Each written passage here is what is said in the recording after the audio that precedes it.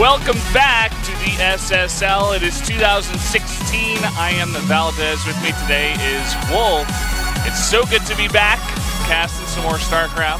How are you feeling, Wolf? I'm feeling really good. It's been a long time since I've been able to commentate Starcraft in Korea. I've been working on a lot of other tournaments out here in Seoul, but I'm back in Starling. I'm back here full time.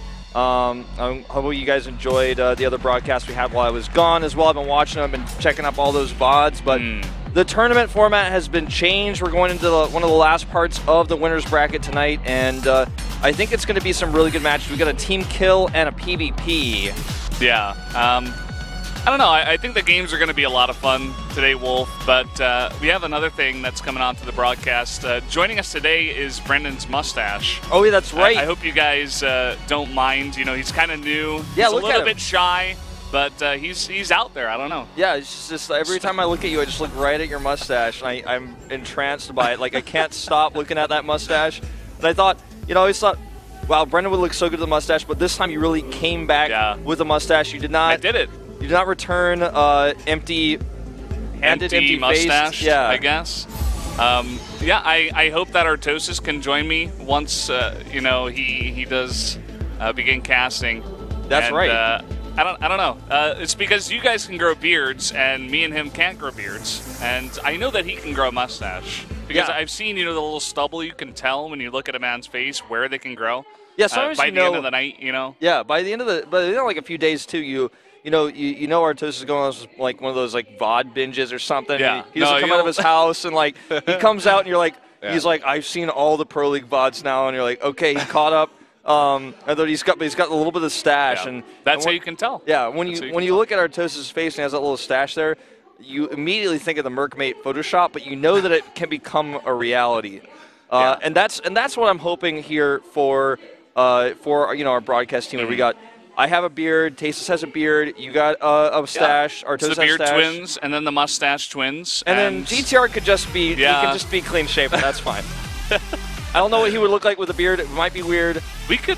I think he could grow a mustache at least. So we'd have to talk to him about that, and we'll have to wait and see if he can actually join us in that. But here's a little look at Dark.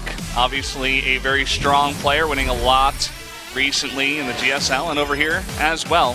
Classic looking really solid right now. If you look at his matchup versus Terran, especially his 5-0, was using those adepts pretty well back in that old patch. But as you can see, he's on a great winning streak. He won his match versus Curious in Pro League. Went 3-0 versus Jokchin, also beat Alive in the round of 16. This guy is a Star League champion as well, but he has to face his teammate here. And you know, here's our map list. But I talked to Classic briefly in the Maker Room, and I asked him, like, who do you think is going to win? And he was like, Zerg's too strong. I think it's going to be hard for me.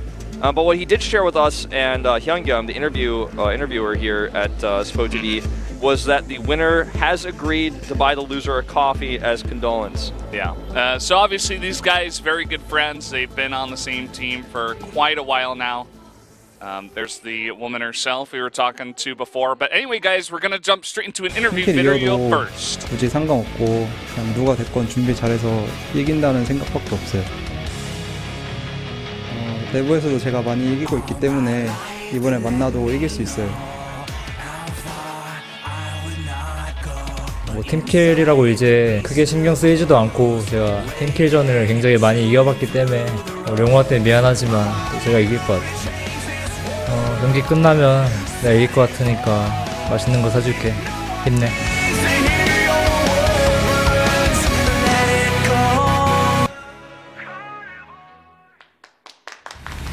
Well, you know, he said he was going to buy him something nice afterwards, but he also said he was going to win.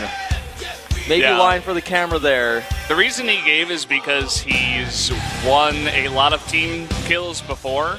So he's like, sorry, and I think he's younger than Classic, actually. Maybe by like a year. Yeah, I think so. Just a little bit younger. That's the impression I get anyways. Speaking that Panmai, saying, hey, I'll buy you something nice, but you're going to lose, I'm going to win. Exactly. I'm Classic. So let's see what happens with this. I'd say most people would favor Classic here overall. Dark has really, I feel like Dark's fans and kind of his career are somewhat based off of Dark's huge upsets that every now and then he puts off with his unique style. Like, sometimes he was playing with ZBT with Corruptors, and people Yeah. were like, oh my god, Dark is so smart, he's so unique, he's so different. Yeah. We'll see if he can beat his teammate today. He definitely had his own way of thinking about the game for a while, and I remember I did an interview, I think it was 2014, where I'm like, Dark's going to be the big guy for 2015.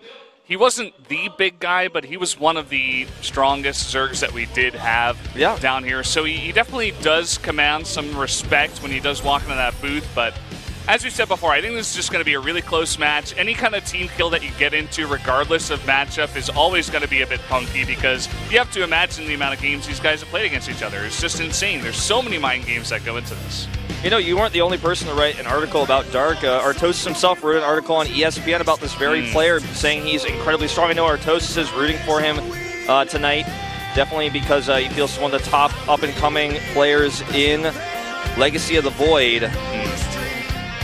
I mean, it could happen. He's been up-and-coming for, ever since, I don't know, a long time ago. Yeah, since like early 2014, I suppose. Yeah. But the game is starting. The map is going to be Prion Terraces. So let's get into game number 1 here for Dark versus Classic.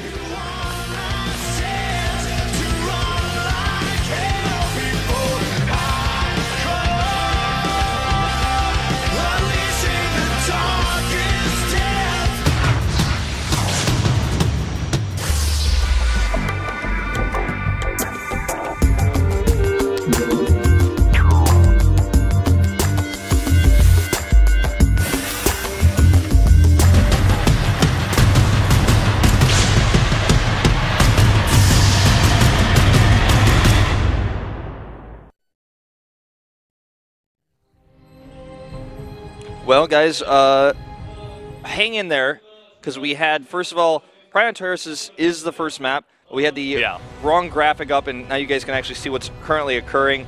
Is our observer is dropping from the game, but either the graphic was wrong, which is most likely, or the graphic was wrong and the map is correct, or the graphic is correct and the map is wrong. The map graphic was incorrect. They got some kind of wrong information.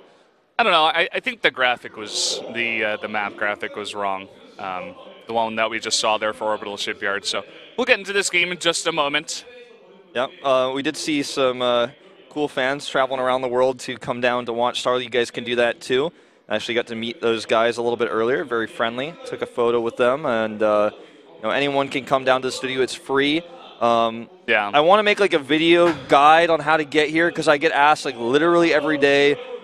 Like I get every day on Twitter, there's somebody who's like, "Where's the studio? How can I get there? How much does it cost? Is it free?" That's free? The question I feel like I get every single day. Yes, it's free. It's free. Spread the word, guys. It is free to come down to the studio. Listen, and if you in fact, you make money because you get a pin. Yeah. So let's intro these players now that the game is actually up and loaded. Dark will be spawning to the bottom right, and Classic to the upper left. But yeah, if you buy your plane ticket here, I mean, that's the real cost, but it's going to be worth it every time. Notice Classic dyed his hair.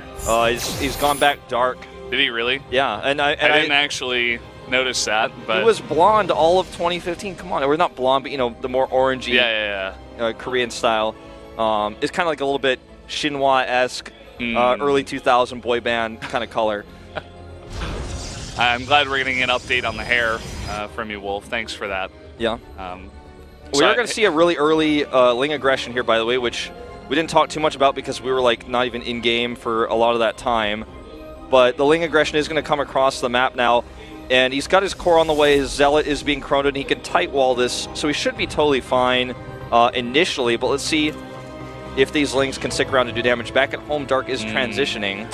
Well, no, still making a lot of Lings, though. Not really droning up all too much. Still on 12 drones. But yeah, definitely getting that hatchery. Looking to put on a lot of early pressure here. I think it's going to be around 10 to 12 Lings that are coming across the map. But Classic right now has dragged down 3 probes to try to fight this off. Also got 1 Zealot. The second one is about to pop out here. Yeah, he's going to pop it out on the inside, actually. Questionable choice, but oh, look at this. Good recovery here by Classic, but the probes can't help out with this angle. He's going to have to either mineral walk them through. You might even want to swap the Zealots now, because that one is low on shields. But back at home, 14 drones only, and he's adding a few of those now. He's got the gold base up. That's one of the unique features of this map, is the natural is a gold base. What a weird opening this has ended up being. Yeah, I think overall the aggression really did not pay off here for Dark. There was that one moment where he almost got behind that Zealot, and if you can take out one Zealot, then you can begin to pressure once again at the gateway. But just with the 2 Zealots and the 3 probes that were down there, and the Adept that was coming out behind that Dark definitely knew was coming, there wasn't much he can do after not getting the kill on that Zealot. So just has to back off.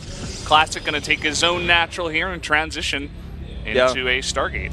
Now, another thing that was not interrupted at all whatsoever for Classic was that tech. So the Stargate comes up, as you just mentioned, and Dark has 2 queens out. He's trying to drone up as much as possible. Much of his minerals are being sunk into that. But with only 2 queens going for that 3rd base, once the first few Phoenixes start coming out, he could have some trouble. Probably actually going to be an Oracle first, though, as that is how most processes are opening if they're going to go for this type of expansion. Yeah, I mean, we talk about this a lot with the 1 Oracle. It just has so much utility over the course of the entire game. You can use it to kill drones, kill workers, to kill lings even out on the map. You gain a lot of safety, getting your own 3rd base up, and it's even just good for revealing the enemy and just flying around and scouting a bit. So definitely could have been an option there. Going to go for a Phoenix first here, though. Yeah, it looks like he's going to go Phoenixes instead, which is sometimes something you will see players do when they get kind of ahead from defending like this, because you can clear up the Overlords and your next move becomes unknown. And when a player does an aggressive strategy, especially a Zerg, their next step is to either continue the aggression or just simply recover and drone up and be greedy. So while you're hiding what you're doing next, the Zerg player might play it too safe because he doesn't know what you're doing. Or he might simply not be ready to be aggressive versus you because he doesn't know how defensive you're being. So clearing these Overlords kind of make sure that he doesn't know what's coming up next. He's not going to know how many, how many gateways he adds next. What he does see here with his lings there's a few Adepts on the map. So he's gained only a little bit of information. Now this is the scary time once the Overlords are dead, once the lings are pushed away. Yeah, well, Classic here just going to go for a 3rd base. Going to just macro it up, defend at that 3rd base. Going to be quite easy for now because the only thing that Dark really has is lings, and definitely not going to do a number against that many Adepts. He is making a decent amount of them, though, going up to 12 more. Just going to look to control the map a bit more here. Yeah. The Phoenix production still continues. Spores went up. Dark is playing that safe.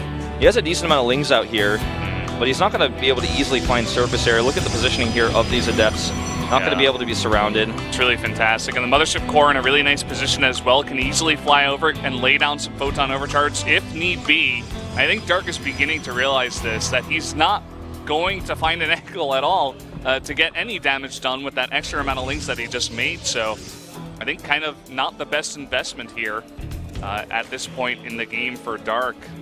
He has begun to drone up off the back of this, and he is going to take out a sentry here, in fact. But again, he's not going to do huge amounts of damage at this base.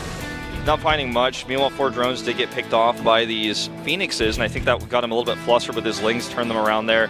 Didn't really do much of those lings at all. Like, he wasn't targeting the pylon or the Nexus. He just kind of ran around and a few of them died. Yeah, I got a sentry, a probe, I think, but that's about it. Yeah, getting the sentry was a nice free bonus. A bit of a mistake by Classic, but Classic has all the control over the zone of the map. He knows there's only lings on the map. He hasn't scouted a single Roach or Ravager. I don't think he's seen that Hydralisk Den, but he can expect reasonably that will be the transition, that will be the follow-up. So he knows for now he's very safe, and any movements he can continue to see with those Phoenixes. And look at this, he's just continuing to poke at the front. Another Ling attack will come over here, but he's going to be pushed out by that overcharge. Really nice pull there by Classic as well, immediately getting out of the way of those hold position Lings, even picking off a Hydra and 4 more drones. So, as you said before, total map control going right now to Classic. I mean, he's got these Phoenix out here to see and poke around in the base of Dark, so that's all he really needs at this point. As he macros up into charge, he's getting Storm on the way, or at least a Templar Archives for now. Yeah. A ton more gates coming up. We only have 1 robotics, and it's only been used so far for, producing an observer. Now starting that immortal production. We are seeing most Protoss players end up going double Robo Immortal once they have that third base secured and they're looking to take a fourth base. But so far he can't afford that just yet. He spent a lot of gas on those Phoenixes and obviously is transitioning towards Charge and those Templar. Ooh! Picks off the Phoenix there. Nice little bit of damage coming from Dark. Getting that Lurker Den on the way. Just going to look to transition, get those in position to defend his fourth base, or possibly siege the third base of Classic. Classic going to come over here and pick off his Queen. Hydras are very close by, in fact, so he's going to have to back off here. Decides to cancel that lift. Well, a lot of Roaches coming up as well, so it's going to be kind of a Roach, Lurker, Hydra, Ravager sort of mix of things. It's a ranged composition. And, you know, it can do very well, actually, against an army that doesn't have Storm yet, but he doesn't have Lurkers in this army yet. He's going to try to siege up this third base, it looks like. And this is a very powerful tactic with the Lurkers because they can do so much space control. And, you know, even with Zealots that have Charge, it's still pretty tough to engage against this. And he's going to attack without Lurkers. In fact, just going to walk up here. Force fields go down. Yeah, a couple of force fields. Doesn't want to completely force field the ramp just yet. He's waiting for that Storm. And he's about to get it here as well. And Dark kind of realizing once again that he's not going to be able to put on the pressure until he gets those Lurkers out. And just kind of waiting in the middle of the map until he does get that. That second Robo is out, so Immortal production can't continue, but looks like already 9 Lurkers on the way. Plus 2 attack is going to finish soon for these Lurkers. Even have another cannon being added here to help zone out that space, give a little bit of extra vision. He's actually on the chase here. I like this. This is really smart because he knows those Lurkers are coming, and he's seen it now with the Phoenixes, but now they burrow, and immediately Classic does have to back off. Nice bit of harass here with just 3 Roaches to get into that mineral line. Did a bit of damage, but it does get cleaned up by Classic here. But what Classic's doing in the middle of the map, he's forcing these Lurkers to burrow and just waiting until he can get, you know, the +2, some more Immortals out, just more options to deal with this composition from Dark. Looks like a small group of Hydras, meanwhile, have broken off from the main group over here. They're going to slide into this third base, see if they can find an angle. They kill a Photon Cannon, but the overcharge and this group of Zealots will easily push them away. Good micro otherwise, though, from Dark, actually splitting his units here at the same time. We did see an Oracle added for Classic for that extra bit of vision, because it's going to be tough to keep the Observer alive with all these Hydras and Overseers. Look at the spread right now on those Lurkers. Dark has to be careful, though, not to fight without his Lurkers and not take too much damage. Both of these players just kind of posturing right now. Neither one wants to fully commit. Dark not outside the range of his Lurkers. And of course, Classic doesn't want to get inside the range of those Lurkers. Yeah, but the longer this goes on, Dark begins to win because he's actually stifling Classic's economy because he's stuck on 3 bases. He can't take a 4th. The other Storm goes down. He's eating a lot of damage on this, but he will regen. 14 Hydras on the way to replace those units. I still got so many High Templar, though. It's kind of got Classic backed into a corner, but his army is so strong at this point. We see Classic actually moving some units down here. A bunch of Zealots looking to possibly go for a surround, but Dark rather has spotted these and has done a nice bit of damage there.